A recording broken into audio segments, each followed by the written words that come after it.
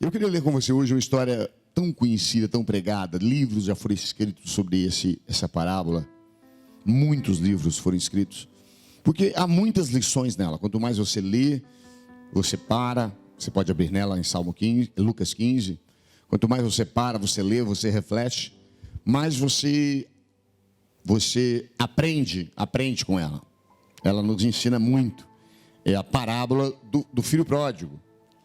É essa casa em que nós temos o pai e 2 filhos. O pai aqui é uma representação de Deus. O filho que fica na casa e que faz tudo de forma correta é uma representação dos religiosos judeus. E o pródigo é um exemplo dos gentios, ou seja, aquele povo que não era o povo que se via como o povo escolhido na terra. São aqueles que se viam como pagãos, ou que eram vistos pelos judeus como pagãos. Essa história ela fala de 2 tipos de erro que os filhos têm. O que ficou parece que não erra, mas erra também. E alguns pregam e ensinam isso sobre 2 formas de se estar perdido. A gente pode estar perdido porque tomou a decisão de ir e tomar decisões erradas, ou a gente fica, mas a gente fica do jeito errado. A gente fica com o coração e com o pensamento errado. Um é visto como pródigo, como que abandona, deixa tudo, sem parâmetros, sem princípios. O outro, o que fica, ele é visto como certinho, mas ele é um religioso. E a Bíblia aqui, ela está nos ensinando que os 2 pontos são errados. Ou seja, aquele que vive dissolutamente, sem princípios, sem regras, sem lei. E aquele que vive uma vida extremamente regrada. E normalmente a pessoa que vive uma vida extremamente regrada, ela quer que os outros também vivam assim. Aqueles que medem o comprimento da saia do outro, é porque antes de tudo, ele quer que seja do tamanho da saia dela. Aquele que vê muito o defeito, o erro do outro, na verdade ele está olhando com os seus próprios olhos. Então, quando a gente tem uma espiritualidade desenvolvida, quando a gente está cheio do Espírito, cheio de Deus, uma coisa pela qual a gente é cheio de amor, no sentido de ter uma espiritualidade que seja inclusiva, ou seja, nós incluímos a pessoa, nós não excluímos a pessoa. Quando a gente exclui a pessoa, isso é religiosidade. O que é religiosidade? É estabelecer, cumprir princípios achando que assim você está chegando a Deus. Não é assim que se achega a Deus. E é isso que ele está nos ensinando. Eu não vou ler a parábola porque você já conhece, mas você pode lê-la e pode deixar ela aberta, porque eu posso citar um verso ou outro e você pode ler junto comigo. Mas a história é conhecida. É o pai que tem 2 filhos e um de repente escolhe pedir a sua parte na herança e ir embora. O pai então, de uma forma indesejada, o faz algo que não era natural, não era normal, já que pedir parte de herança enquanto vivo não é normal em tempo algum. Mas ele pega a parte do filho e dá, porque Deus ele respeita o nosso livre-arbítrio. Você pode decidir o que você quiser decidir, ele vai respeitar. O problema é que ele não pode levar as consequências das suas escolhas, por mais que ele continue te amando, porque o pai que fica, que é símbolo de Deus, fica amando, mas não pode intervir, porque o filho que é pródigo, ou o filho que é interno, mas é todo endurecido, ele continua vivendo com decisões, com posições e com atitudes que são malignas, ou seja, que fazem mal para ele. A única coisa que traz poder para obedecer a nossa vida é isso que o pastor Everson leu hoje. É a gente viver os mandamentos de Deus, os princípios de Deus. É como você ir ao médico e não seguir as direções dele, ir no advogado consultar sobre um contrato e não obedecer a ele. É como você ouvir de seu nutricionista como comer e depois quebrar as regras, ainda buscar resultados. Ou seja, não tem sentido nisso. É preciso fazer a coisa de uma forma correta. E aqui ele está dizendo para a gente 2 formas erradas de fazer. Deus, ele respeita o seu arbítrio, a sua escolha, o seu poder de decisão, as suas escolhas. E ele não vai deixar de te amar por isto. A grande questão é que quantas vezes pais amam filhos, mas não pode por eles nada fazer, porque eles vivem a escolha deles.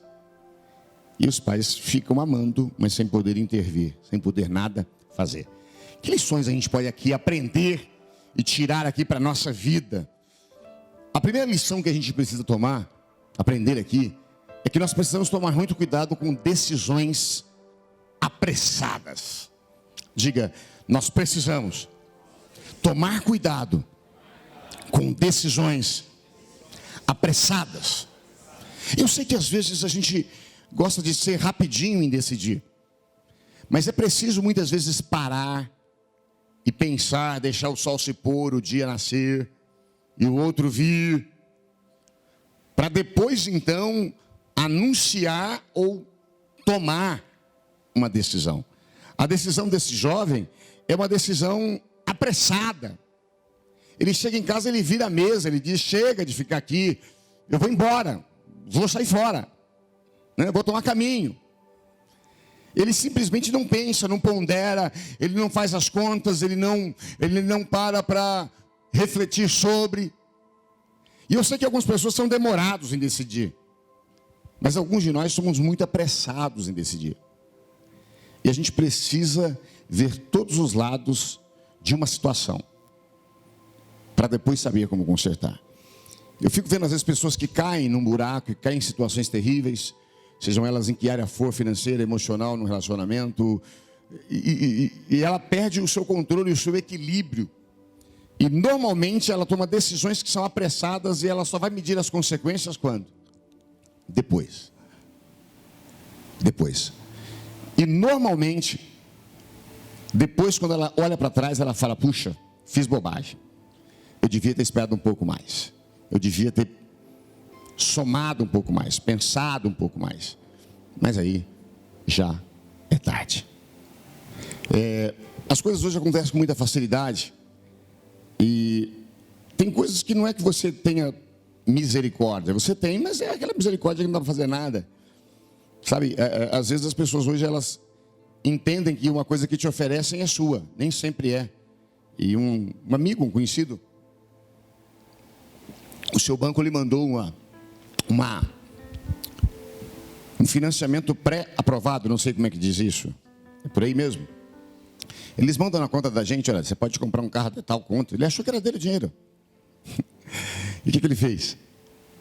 Pô, veio pré-aprovado, velho, é Deus. Eu falei, é Deus. Eu falei, não, é o banco. É o banco.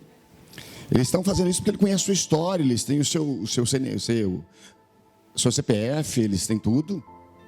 Isso não é Deus, isso é o banco. Não entenda que, porque se é Deus, então eu não preciso pagar. Mas, sabe, às vezes você fala, a pessoa te chama de negativo, eu sou positivo, eu sou para frente, assim, sou de botar a pessoa para frente, mas também não sou besta. Você também não é, espero que nós não sejamos. Falei, cara, não compra, velho. Você não tem necessidade disso. Não, mano, tá aqui só uma vez, passa por essa vida uma vez só, né? E aí ele pegou o crédito pré-aprovado e comprou. Pensa num tormento. Porque aí você tem que fazer seguro, né? E o preço é tão caro quanto o carro que você comprou. O IPVA é tão caro quanto o carro que você comprou. Então ele serve para você se exibir num casamento de família, serve para você de repente passar por aqui ou por ali com alguma coisinha nova. Vai custar muito caro. Custou a vergonha dele ter que perder, tendo pago uma quantidade. Custou a vergonha de ter que o banco buscar. Custou a vergonha de depois ter alguns anos com o nome sujo. Decisões apressadas a gente sempre toma em momentos de aperto, que a gente está cansado de um lugar, está cansado de uma situação que a gente vive. O filho pródigo, ele estava cansado da monotonia do dia, possivelmente, da sua casa, daquela fazenda, das suas idas e vindas. Ele quis viver experiências novas, sem medir consequências. Ele simplesmente decidiu, ele só precisava esperar. Por quê? Porque ele era filho, ele tinha direito à herança ou não? Tinha ou não? Tinha. Já era dele. Já era dele. Mas às vezes nós somos tomados como que parecendo que por um espírito, um comichão, de haja rápido, de aproveita a oportunidade, e de repente essa insatisfação bate no nosso coração com uma coisa que a gente vive, com uma coisa que a gente tem, e a gente deseja tanto uma outra, que a gente não mede as consequências. Eu já fiz essas bobagens na minha vida, talvez você já tenha feito também. Você fica insatisfeito com o que tem, e aquilo te faz querer. Cara, nunca vou me esquecer, não sei como é que chama esse bairro, aqui perto da Unimep. Logo que eu vi Piracicaba, 95, eu vim em 93, 95, 67, alguma coisa assim. Me lembro muito de alguém que tinha uma casa nesses meio terrenos assim, como aqui tem bastante. E do lado dele tinha um outro meio terreno. E ele terminou seu tempo de trabalho. Ele recebeu uma boa grana que dava para comprar aquele terreno do lado. E depois, com o tempo, foi o conselho dado pelos amigos, né? Com o tempo construiu alguma coisa e ser mais uma ajuda na pensão, na aposentadoria. Mas aí a pressa, as decisões precipitadas, as decisões apressadas, as decisões... Ele foi levado por uma insatisfação da esposa, que diz que ela não conseguia conviver com o piso da cozinha. Ela disse, eu não consigo conviver com o piso dessa cozinha. Aproveita que você pegou essa grana agora, vamos tirar esse piso. Só que acontece, você tira o piso, aí os revestimentos da parede não combinam com o piso novo. O que você faz? Troca. Aí depois você fica com a cozinha nova, mas com o resto de uma casa velha. O que você faz? Aí ele só percebeu quando quase todo o dinheiro foi para trocar piso, para fazer não sei o que lá. E aí você tem que viver uma vida limitada por causa de uma insatisfação. Muitas de nossas decisões apressadas é simplesmente a gente querer tomar rapidamente algo que já é nosso. Já era dele. Ele quis se antecipar. Tem coisa que a gente tem que esperar. Tem coisa que tem o seu momento certo. Para de dizer que você não suporta. Para de dizer que você não aguenta mais isso. Para. Em nome de Jesus. Não seja tão rápido em tomar posicionamentos que possa, de alguma forma depois, trazer para você algo mal. Crianças prematuras sobrevivem. Aquelas crianças que nascem antes, 6 meses, 5. 5 não sei se tem, né? Tem? Mas elas dificilmente são saudáveis. Alguns são, muitos são. Mas muitas crianças que nascem prematuramente, elas não são saudáveis, porque não chegou o tempo da gestação completa. E Deus no mundo espiritual, Ele está gestando ou gerando coisas para a nossa vida. E nós sempre atrapalhamos o processo de Deus. A gente adora uma revelação para dizer quando é que vai acabar isso, ou quando é que vai começar aquilo, quantos meses é de gravidez, a gente quer, se possível, né? Talvez a sua gravidez seja de elefante, eu não sei que bicho que tem uma gravidez longa. Eu não sei quanto tempo leva para gerar. Talvez as suas raízes sejam como raiz de bambu japonês, que fica 6 anos crescendo para baixo, sem ninguém ver. Mas é preciso entender que o que nasce prematuramente vai ser defeituoso, vai ser dolorido, vai ser pesado, vai ser difícil. Então, uma das coisas que a gente aprende com esse garoto aqui é não tomar decisões apressadas. Se tem que apressar, quieta. Esses dias alguém quis me apressar na decisão. Olha, faz isso logo porque alguém está querendo. Eu falei para ele, não perca tempo. Se alguém está querendo mesmo, dê para ele. Porque não é para mim. Se for para mim, eu quero. Mas se alguém está querendo, porque você percebe uma estratégia maligna aí. Não é verdade? É coisa de vendedor. Não, uns vendedorzinhos faz isso. Você gostou disso aí? Ó, já tem 3 na frente. Se quiser eu passo C, tem nada. Tem 3 que viu de longe. Para apressar a sua decisão. Falei bestagem? E aí a pessoa decide, né? Esses dias alguém comprou um apartamento, feliz, nossa, ganhei tanto. Falei, verdade? E aí eu descobri uma coisa que quando demorei para descobrir. Quando você vai comprar um negócio na planta, ou seja como for, tente descobrir quanto é que vai ser o condomínio. E ele todo feliz, daí tá. Eu perguntei, e aí você... Cara, foi um ganho, velho. Falei, verdade, cara. Um ganho. Falei, e o condomínio? Ah, o cara falou que... o cara falou que é 400. Ah, que benção, então. Só que não é, ele não checou se era 400. E era quase 700. E o lugar não era assim. E aí depois ele viu que ele tinha casado com uma coisa difícil de voltar.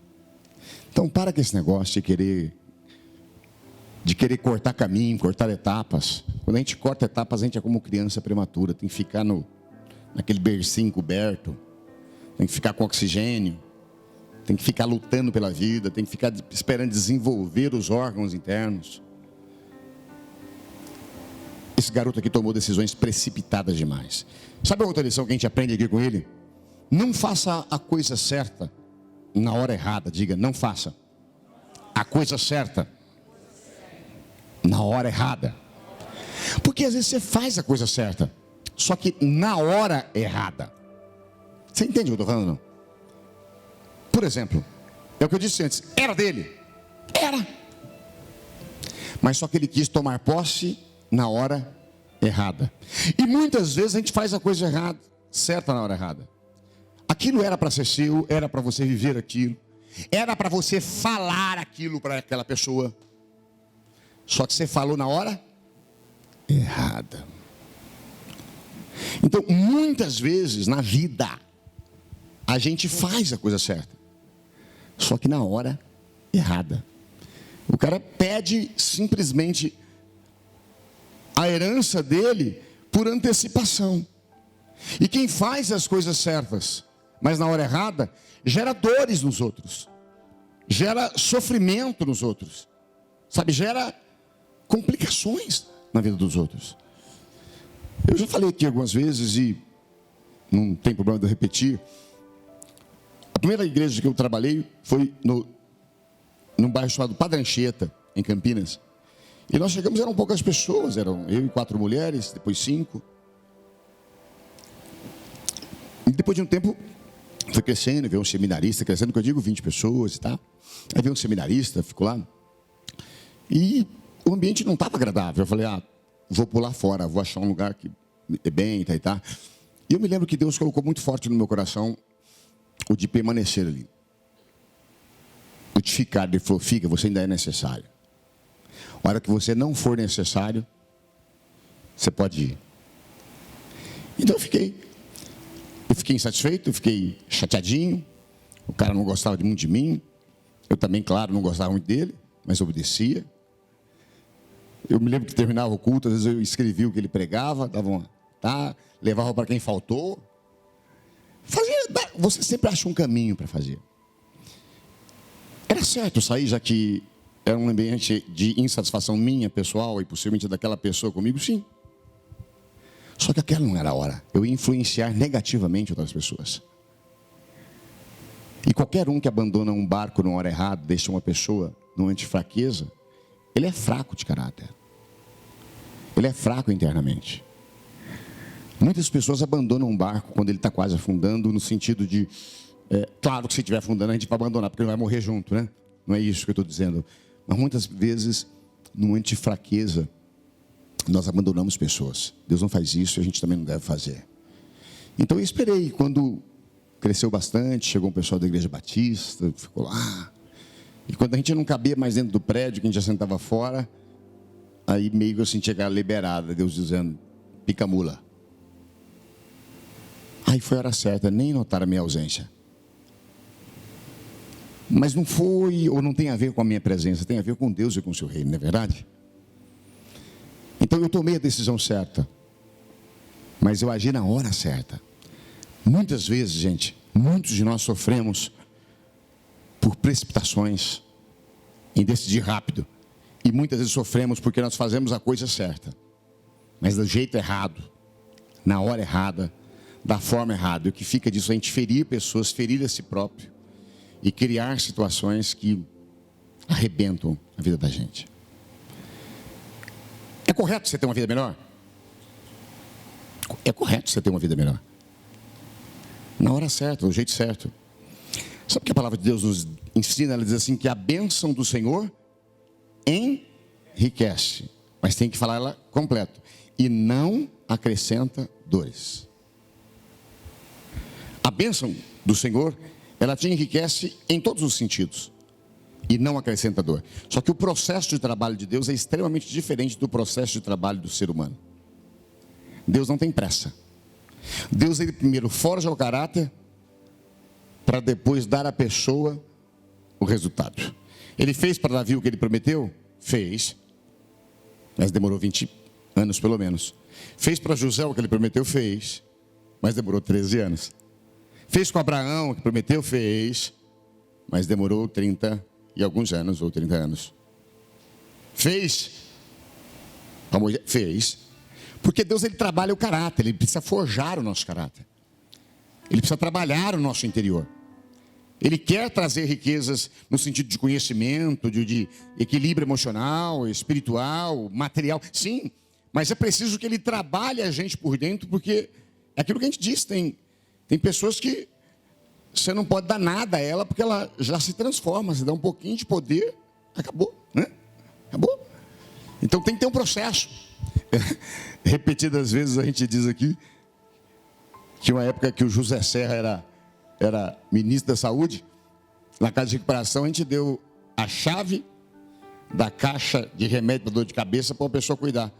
E a alma dela mudou do dia para a noite. A gente falava que ele era o Zé Serra da casa de recuperação, porque o poder muda uma pessoa. Eu falei, só tem Cibalena, só tem Neosaldina, só tem...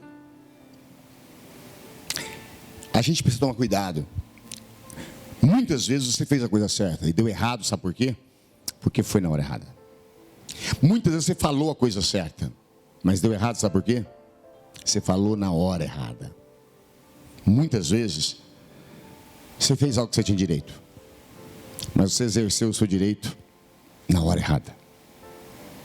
E eu e você precisamos tomar cuidado com isso. Era dele, mas a hora não era aquela.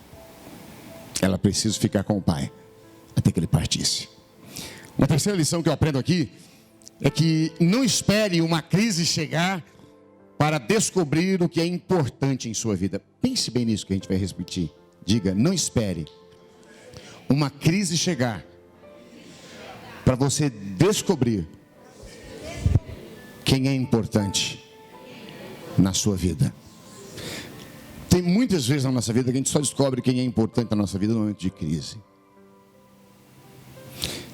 Se a gente não passa por uma crise, a gente não descobre isso. Esse filho não via a importância do pai. Ele não valorizava o pai. Ele não valorizava o que ele tinha perto de si. Ele quis buscar fora algo. E aí, quando ele está na crise, quando ele está comendo alfarrobas, comida de porcos, e nem isso lhe era permitido, é que ele lembra do pai e de como ele tratava os seus filhos, os seus servos. Ele fala, lá o pessoal come melhor, vive melhor. E ele começa então a ver o amor do pai, a pessoa do pai. E nós temos esse defeito de muitas vezes ser aquele tipo de pessoa que manda uma bela coroa de flor no dia do enterro. E eu penso, em que isso adianta para o defunto?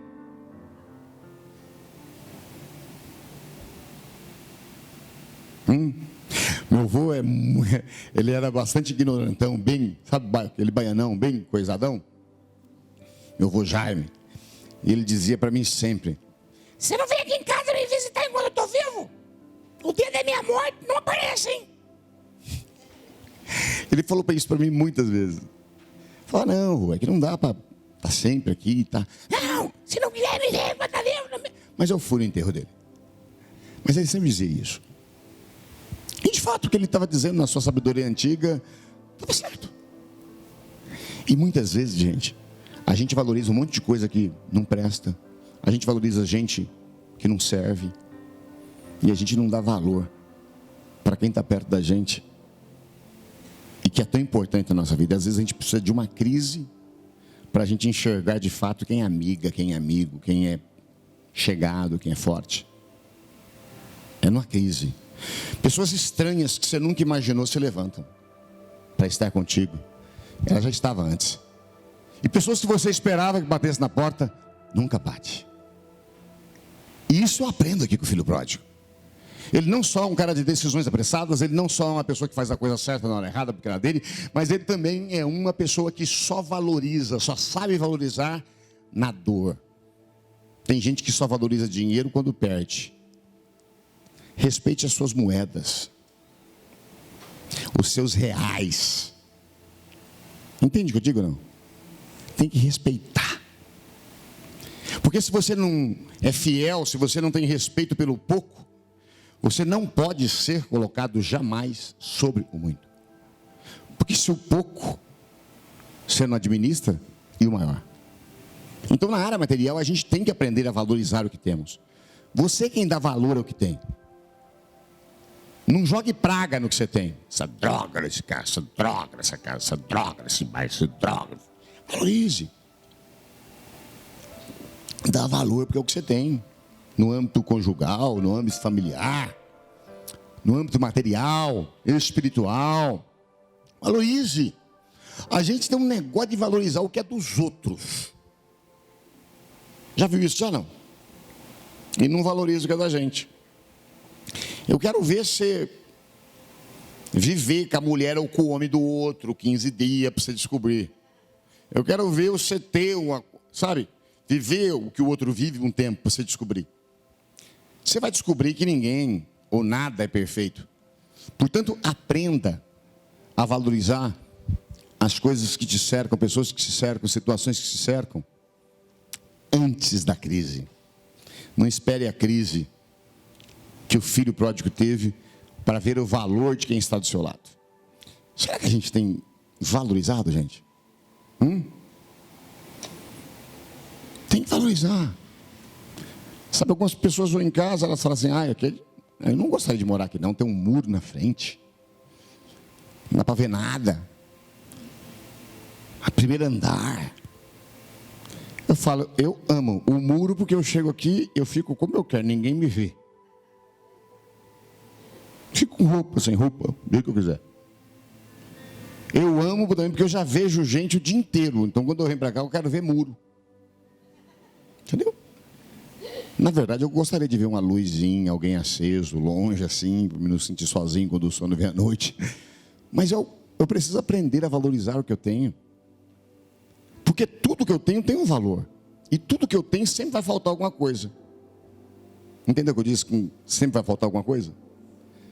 Você nunca vai achar nada, nem ninguém completo. Tudo vai faltar alguma coisa.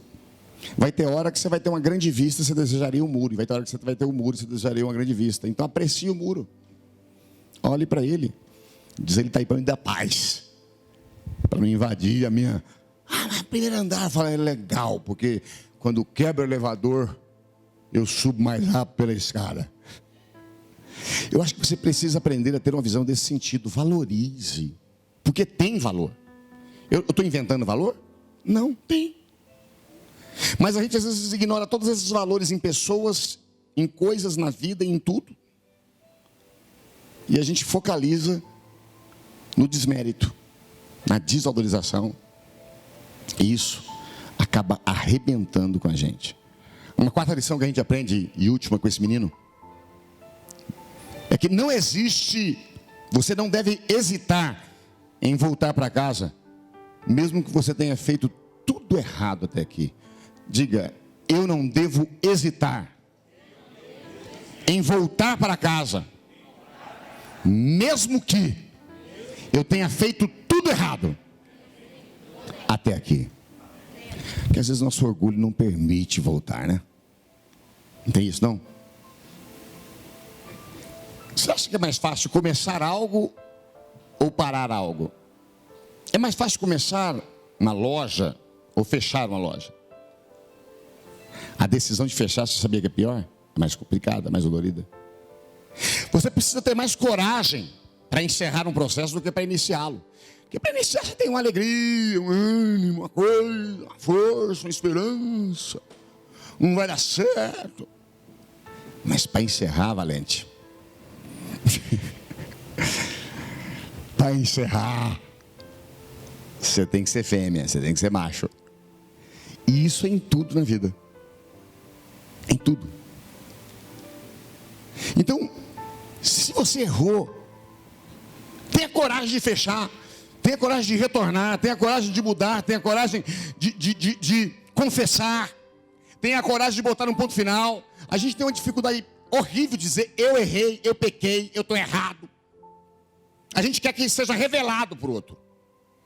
Mas isso é necessário ser dito. Ele podia só voltar e o pai o abraçaria.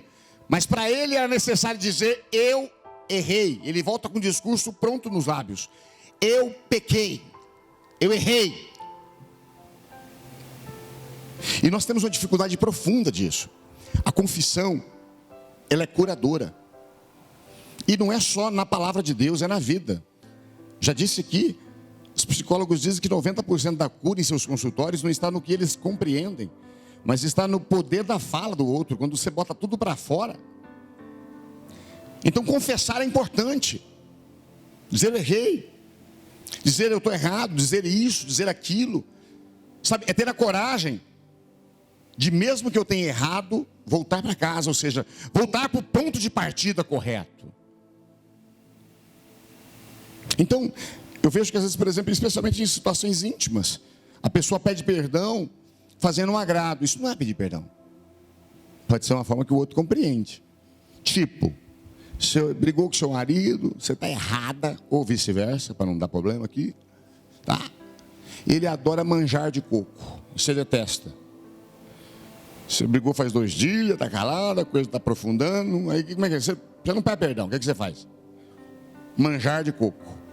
Aí ele chega em casa, ou ela chega em casa, vê um manjar de coco, ameixa em cima, aí ela entende que é um pedido de perdão. Isso não é pedido de perdão. Isso pode até ser uma sinalização, mas é necessário verbalizar, falar. É preciso ter a coragem de voltar para casa. Você acha que foi fácil para esse menino voltar para casa? Como é que ele, que pediu que era dele, ia voltar para casa e encarar o pai agora? Mas sabe, veja aqui uma virtude. O cara enfrenta tudo. Ele diz: vou voltar, vou dizer eu errei, eu pequei, não mereço nada. Me trata como um dos teus servos. Mas o pai faz o contrário, né? Bota nos seus pés sandálias para dizer: você é livre, não é escravo. Bota no dedo um anel, que quer dizer você tem autoridade de família. Ele veste de roupas boas, com pressa, dizendo: aqui você tem honra. São esses 3 significados do que se faz. Porque houve uma atitude certa. Eu acho que a gente não devia pedir perdão só pelos nossos erros e pecados. A gente deveria pedir perdão até por mais do que isso. Que assim que já fica limpo. Fica tudo limpo. Não fica nenhum débito, não fica nenhuma dívida, não fica nenhum. É muito importante isso. O que a gente aprende com o primeiro filho? Primeiro, não tome decisões apressadas. Talvez você está aqui hoje tomando decisões apressadas. Espere um pouco mais, pense. A gente, por exemplo, está dando um passo muito grande, mas você não sabe quantas vezes eu já passei em frente em todos os dias, todas as horas, anos, sentar, parar, entrar, ver, de noite, de dia, de madrugada. Às vezes está chegando 3 da manhã, fala: vou passar lá. E sozinho, orar, centenas de vezes. Para que você possa ver todos os pontos positivos, negativos, e decidir com a cabeça boa. Todos nós já tomamos decisões apressadas e rápidas. Aprendemos que você não deve fazer a coisa certa na hora errada. Sempre existe um momento de Deus. Espera a hora certa. Deus sabe e você sabe. Aprendemos que eu não preciso esperar a crise para descobrir quem tem valor na minha vida. É agora, quando tudo está mais ou menos bem ou bem, que eu preciso começar a valorizar pessoas que têm valor na minha vida. Eu aprendo com ele que se eu precisar voltar, eu vou voltar. Se eu precisar me redimir, o orgulho não vai me segurar. E para concluir, o que a gente aprende com um menino mais velho que fica em casa, que parece bonzinho? Acho que todos nós aqui absolveríamos ele, né? Porque a Bíblia diz que ele não fazia nada errado, trabalhava todo dia. Era um menino que caminhava na linha. Só que de repente ele chega, e quando vê que o pai está em festa porque o irmão chegou, a Bíblia diz que ele fica indignado. O pai vai ao seu encontro e ele diz: eu te sirvo fielmente há tantos anos, nunca nenhum cabrito o Senhor me deu, e chegando este teu filho, o Senhor faz festa, banquete. E diz que ele não quis entrar. Sabe aquela pessoa que faz marra, que é birrenta, que faz greve de presença, faz greve de... Eu aprendo com esse garoto que ficou, que eu não posso ser a pessoa que vai acabar com a festa dos outros. Você quer ser esse tipo de pessoa, não? Que chega para acabar com a festa dos outros? Porque ele chega para acabar com a festa. Porque imagina, alguém que chega em casa, está tendo uma festa, e ele fica lá fora enraivecido, todo mundo vendo. Acaba ou não com a festa? Como é que é? Tem gente que adora acabar com a festa. Tem gente que não mede consequências disso. O pastor Jorge Linhares, quando fala disso, ele fala de um acampamento que ele fez que foi extremamente vergonhoso, porque estava servindo ali uma galinhada, um frango, um negócio assim, e não sei se você sabe, mas o frango tem vários pedaços. E um pegou a coxa, outro pegou o peito, e chegou a vez de um que pegou a carcaça. E disse que deu um carnaval, rodou a baiana. Sou maltratado nesse lugar, que todo mundo come coxa, eu estou comendo carcaça. Acabou com o jantar dos irmãos ali. Sabe, com o ambiente. Come sua carcassinha, filho, chupa os ossos e vai embora depois. Não precisa acabar com o ambiente de ninguém. Eu não quero ser essa pessoa. Você não deve ser essa pessoa. O filho que fica pode ser o cara que anda tudo retinho, tudo certinho, mas ele tem uma atitude de roubar a alegria dos outros, uma atitude de acabar com a festa dos outros. Ele fica lá fora, não contempla a alegria do pai que recebeu o filho. Ele devia ter lembrado dos dias de como o pai sofreu, chorou enquanto o filho estava fora. Ele devia ter se lembrado do que a Bíblia diz, de como o pai ficou na porta olhando, esperando o menino voltar. É pai. Não. Ele não reconheceu, e às vezes a gente tem dificuldade de se alegrar com os que se alegram. Esse é o mandamento bíblico, né? A Bíblia diz: chorar com os que choram já é mais fácil. Eu vou em enterro que eu nem conheço o morto, daqui a pouco eu estou chorando, que eu vejo a viúva triste, os meninos tristes, choro também. E às vezes, num casamento, os noivos chorando, os pais chorando, daqui a pouco estou eu também fazendo com eles, chorando junto. Eu vejo que chorar com quem chora não é complicado. Agora, alegrar com quem se alegra parece mais fácil.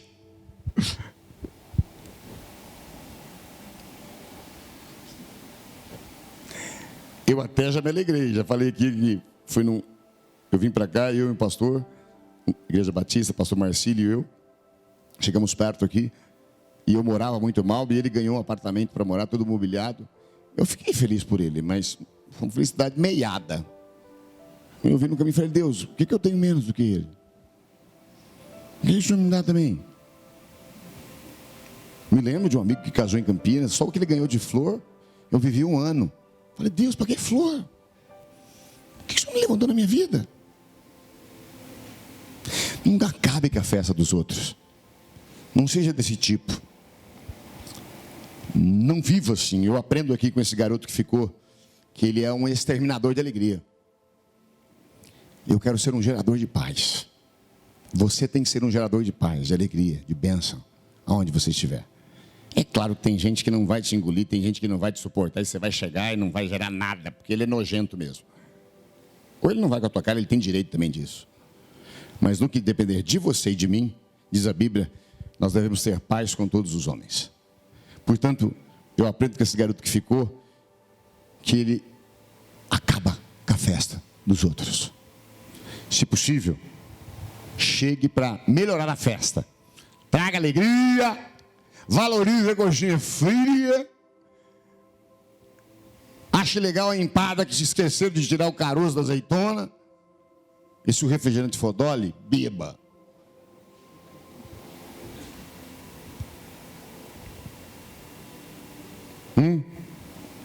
Eu me lembro de alguém que disse: puxa vida, hein? cerveja de marca boa e refrigerante para nós dólares. Falei, beba. Não acabe com a festa dos outros. A outra coisa que eu aprendo com esse garoto que fica é que eu preciso sempre aprender a olhar pela ótica do pai e saber quanto o filho vale para ele. Diga, eu preciso aprender a olhar pela ótica do pai e saber o quanto o filho vale para ele. Não o quanto vale para mim. Tem pessoas que não valem nada para você. Estou sendo bem sincero. Tem gente que não vale nada para a gente. Estou falando bestagem? Ou não pode mentir? Tem que mentir. Não, todo mundo é importante para mim. Por favor. A gente até trata as pessoas com educação, carinho. Mas tem gente que não tem um valor, uma expressividade na sua vida. Então o que eu aprendo aqui é que ele tinha que olhar não com os olhos da sua dor, não com os olhos da injustiça, porque quando aquele garoto foi, levou o que era parte dele. E agora que está voltando, vai sobrar menos para ele. Porque o pai o recebe de volta como filho. O que eu aprendo aqui é que a gente precisa aprender a olhar com os olhos de Deus. Como é que Deus enxerga isso? Como é que o pai enxerga o filho? Eu vou enxergar como Deus enxerga, não como eu enxergo. E aqui, gente, muitos de nós pecamos e erramos, especialmente como igreja. Porque nós não olhamos com os olhos de Deus, nós olhamos com os nossos olhos. E aqui eu estou falando não com olhos físicos, é o olho do coração. Como Deus vê? Se Deus perdoa 70 vezes 7, se Deus levanta o caído, se Deus manda a gente amar o inimigo, se Deus busca o perdido, se Deus não desampara, por que eu farei isso?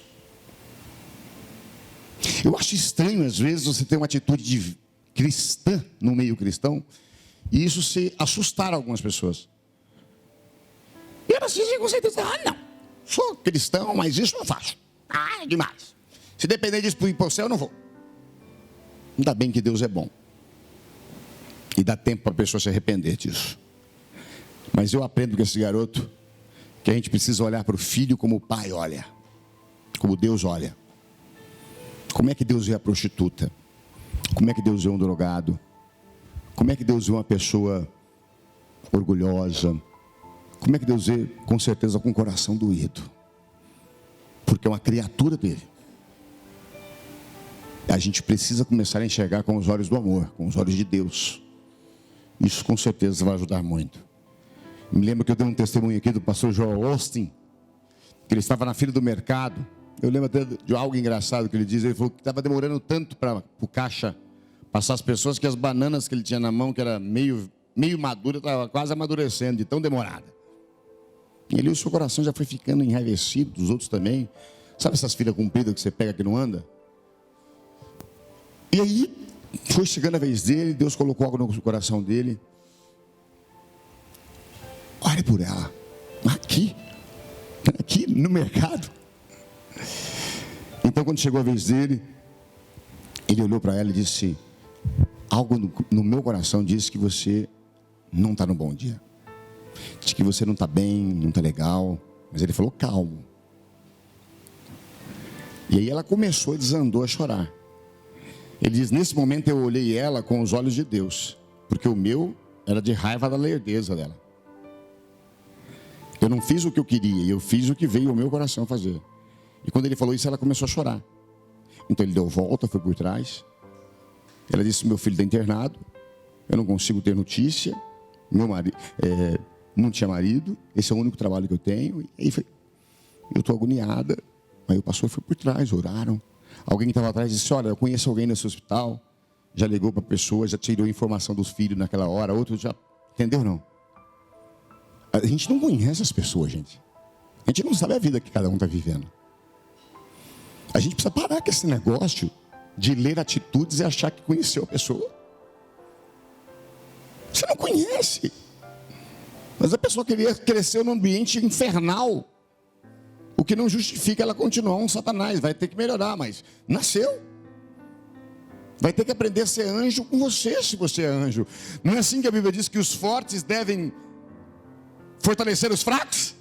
Aí o fraco vem, a gente chuta, manda embora. Não quero comigo, quero me cercar de 5 valentes. Me desculpe, Tiago Brunet e outros mais.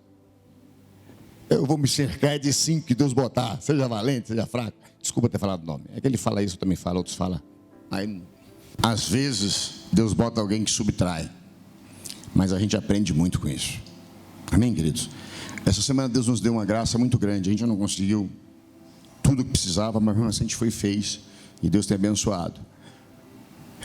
Chegou um pedido para a gente de socorrer lá uma pessoa que é pesada, a fotinha, 130 quilos, ela não vai mais andar. O médico a desenganou. E a mãe tem 70 e poucos anos, quase 80. Não conseguia comprar ela um guindaste que tira a pessoa da cama de vez em quando. R$ 2.860. Falei, cara. E aí a gente tentou no domingo, bastante pessoas ajudaram, mas ficou distante. Aí, eu não sou Madre de Calcutá, mas tem coisa que dói no coração da gente. Não dói, não? Falei, cara, não é certo isso. E eu estava com a gente correndo atrás de uma coisa, de um negócio, de um problema ali. Falei, cara, aí a gente descobriu aqui em Americana algo de um valor acessível. Não tinha tudo ainda, mas era acessível. E aí vamos lá buscar. E uma guerra, você vai, guerra, você volta e só chega no WhatsApp de coisa ruim. Mas sabe o que eu acho lindo? No meio de tudo isso, Deus estava resolvendo outras questões que eu não tinha poder para resolver. Se chegou 10 notícias, não é ruins, 10 coisas que desagradam. Chegou 2 que era a solução de algo que eu não tinha como resolver. Aí a gente foi lá levar, aí você vê a alegria, viu um fogãozinho, falei, por que aquele fogão? Ah, não, a gente tentou com feijoada comprar, mas não deu certo. O que eu estou querendo dizer com isso? As pessoas têm história que a gente não conhece, gente. Eu não estou dizendo que vai poder salvar o mundo, que vai dar para a gente socorrer todo mundo, não é isso não. E nem tudo que chega a gente dá para a gente fazer. Esses últimos dias eu tenho falado que eu tenho recebido do ministério dos quebrados, porque muita gente quebrada. Ninguém chega para oferecer 1 milhão, todo mundo precisa de alguma coisa. Não dá para socorrer todo mundo. Mas algumas coisas estão ao nosso alcance. E às vezes a gente nega o ouvido, nega o coração. A gente é nojento, gente. Nós somos nojentos. Me desculpa, essa palavra é forte. Eu digo de mim, então eu posso dizer de você também. Eu digo assim no sentido de a gente ser enjoado, pafioso. Meus métodos equivalem, minhas regras equivalem, meu jeito de viver equivale. Eu acho que para você vale, não precisa valer para mim. Entendeu, não? E eu tenho que respeitar isso. Vale para você. Não imponha eles para o seu próximo. Acabou. Se tem uma coisa que eu aprendo com esse garoto que ficou, que é nojenta. Eu não quero ser aquele que acaba com a festa de ninguém. Eu quero olhar os outros com a ótica de Deus, como o Pai vê.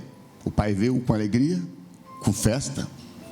Eu também quero ver assim. Eu peço para Deus, me ajude, Deus, eu quero ver assim. Eu sei que você quer ver assim também. Impossível que não, você não estaria aqui. Eu e você queremos ser pessoas melhores. De novo eu quero te dizer, você não vai salvar o mundo. Mas se você for como aquele passarinhozinho que leva uma gotinha d'água para a selva em fogo, já é algo. Vai motivar outras centenas. Outras centenas. Por fim, de verdade, pare de se sentir o empregado. Você é filho. Diga aí, diga. Eu vou falar para você fazer algo que eu não gosto muito de fazer. Diga para o seu irmão do lado, diga, pare de se sentir o empregado. Você é filho. Fala de novo, fala de novo. Fala, pare de se sentir o empregado. Diga com vontade, diga, para. Você é filho. Porque ele diz, há quantos anos eu te sirvo como um servo. Você é filho de Deus. Não entende, não? Para de se sentir, me desculpa, aquela temência de Deus, aquela coisa que não é temor. Para de Você é filho. Foi o próprio Cristo que diz: eu já não vos chamo servos, eu vos chamo de amigos. Nossa relação é íntima, é próxima. Somos filhos do mesmo Deus. Pare de se enxergar como alguém lá de baixo, que vive essa vida regradinha do filho que fica e que agora reclama, dizendo: te sirvo há tantos anos. E aí ele diz: você não é meu servo, você é meu filho. Tudo que é meu é teu. Por que você não pegou? Por que você não tomou posse? É isso que o pai vai dizer. Lê o texto para você ver. É teu. Você é filho. Você é filho. Amém, queridos? Vamos ficar em pé. Que Deus nos abençoe profundamente.